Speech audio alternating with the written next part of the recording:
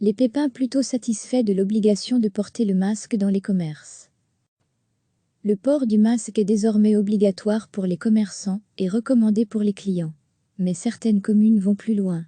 C'est le cas de Pepin-Cité, où le bourgmestre a pris une ordonnance de police rendant le masque obligatoire pour les clients aussi, dans tous les commerces de la commune. Une pancarte jaune à l'entrée de chaque commerce le rappelle, à Pepin-Cité, porter le masque dans les magasins, c'est obligatoire. Et la mesure semble appréciée des clients, s'il n'y a que ça, pour éviter de transmettre le virus, c'est le mieux à faire donc autant le porter. Je ne me sens pas pour autant plus en sécurité, parce que dans les magasins, on touche quand même les produits sans savoir si quelqu'un de contaminé l'a touché avant ou pas, explique une cliente. Dans la majorité des cas, c'est bien respecté, et c'est normal d'imposer cela. Je trouve que toutes les communes devraient faire la même chose, précise un autre.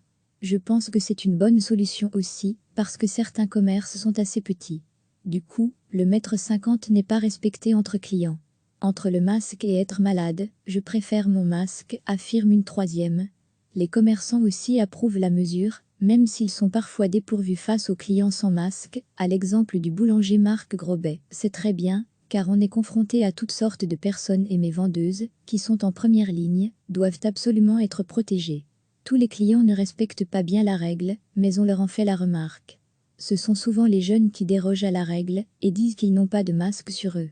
Nous, on ne peut rien y faire, mais on leur dit que si la police passe ce sera 250 € d'amende, détaille-t-il. Petit effet de cette obligation, les personnes sortant des commerces conservent généralement leur masque dans la rue.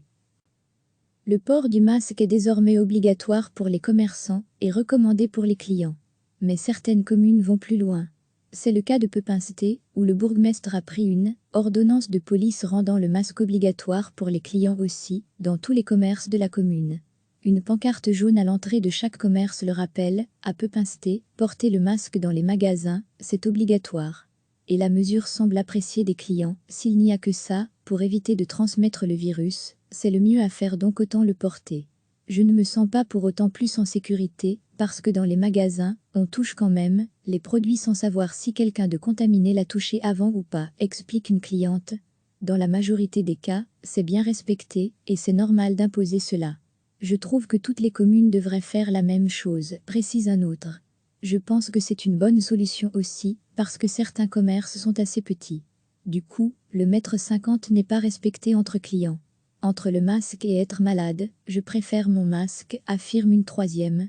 Les commerçants aussi approuvent la mesure, même s'ils sont parfois dépourvus face aux clients sans masque, à l'exemple du boulanger Marc Grobet. C'est très bien, car on est confronté à toutes sortes de personnes et mes vendeuses, qui sont en première ligne, doivent absolument être protégées.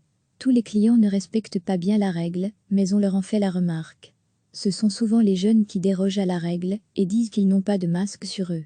Nous, on ne peut rien y faire, mais on leur dit que si la police passe ce sera 250 € d'amende, détaille-t-il. Petit effet de cette obligation, les personnes sortant des commerces conservent généralement leur masque dans la rue. Cliquez sur s'abonner pour recevoir les dernières nouvelles.